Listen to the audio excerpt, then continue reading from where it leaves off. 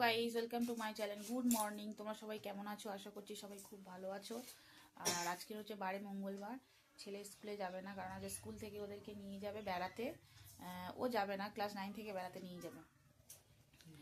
আর কি রান্না বান্না করি আজকে সকালবেলা চলো এক ঝলক দেখাই। আর ঘড়িতে বাজে এখন 9টা বাজতে 15 মিনিট বাকি। এখন ঘরের মধ্যে চাটা খেলাম, খেয়ে চলো চালটাল ধুয়ে রান্না বসাই। চাটা খেয়ে নিলাম।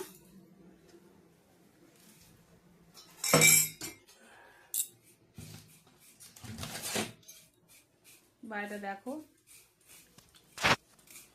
এখানে কি রান্না হবে। এখানে বার করলাম, টমেটো বার করেছি, টমেটো আছে, এখানে আছে বিট গাজর কড়াইশুঁটি বার করলাম, হচ্ছে আলুটা সরু সরু করে কেটে, আর টিফিন কৌটো আছে মাছ চুনো মাছ আছে, এই মাছটা দিয়ে ঝাল করব। তো বন্ধুরা, এদিকে আমি ভাত বসিয়ে দিয়েছি, এদিকে ডিম আলু সিদ্ধ বসিয়েছি, আর আরও 2টো ডিম দিয়ে দিচ্ছি, কারণ বিকেলে আর কিছু বানাবো না, বিকেলে রুটি করে নেব। আর ওদিকে মাছের ঝালের সরু সরু আলু কাটা হচ্ছে।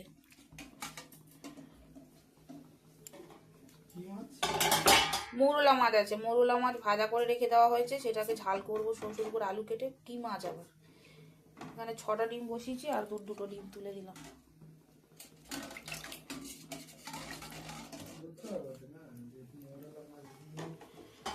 দুটো ডিম আমি আরো এক্সট্রা দিয়ে দিলাম।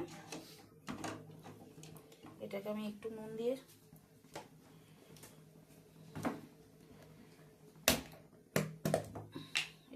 দিয়ে দিই, নাহলে ডিমগুলো না চাপা দিলে ফেটে যাবে। চাপা দিতে হবে না, ফাটবে না। চাপা দেবো না? না, চাপা দিলে নষ্ট হয়ে যাবে, ফাটে যায়। যাই হোক, চাপা দিতে মানা করছে, চাপা দেবো না।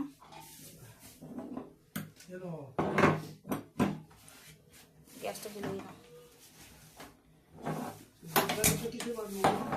গ্যাসে। হ্যাঁ, এই হচ্ছে মাছের ঝালে সরু সরু আলু কাটা হয়েছে। এখানে বিট গাজরটা কি করবে, ভাজা করবে নাকি? এইদিকে পেঁয়াজের সঙ্গে টমেটো কাটা হলো না কিন্তু। আলাদা প্রচন্ড মশা।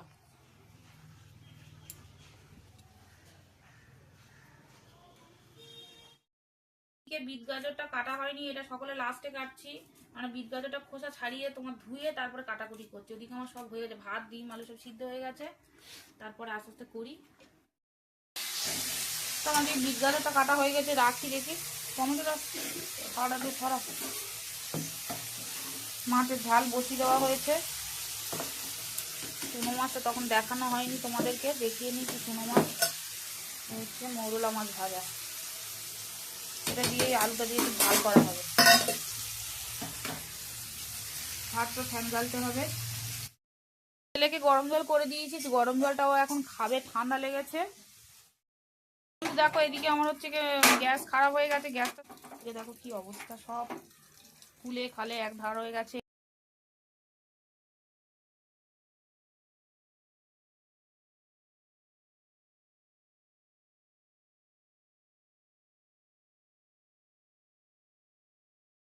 তো বন্ধুরা দেখলে, ওখানে হচ্ছে আমার বর গ্যাস রিপেয়ারিং করছে, আর আমি এদিকে কিছু কাচাকুচি করেছি, ভাবছি এগুলো তুলবো কি তুলবো না। জামা কাপড়গুলো যদি শুকনো হয়ে যায় তো তুলবো। দেখো কত কাজ কেচেছি আজকে, যাই কেচেছি ওগুলো তোলাতুলি করবো, তোলাতুলি করে আমি স্নানে চলে যাব।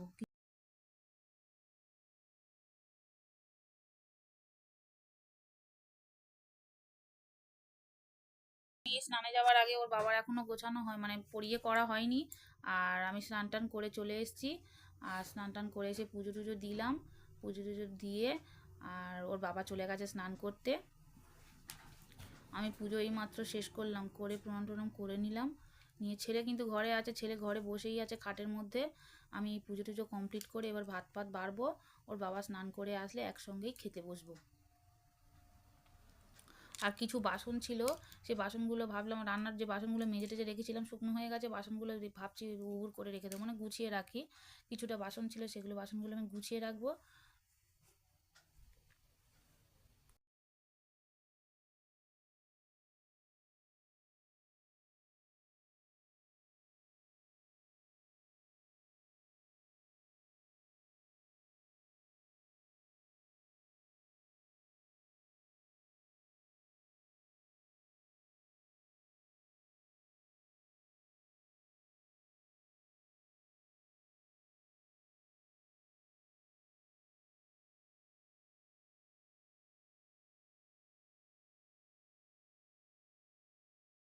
কিছু জামা কাপড় সকালে কেচেছিলাম, অনেকটাই কেচেছিলাম, সেগুলো সব শুকনো হয়ে গেছে।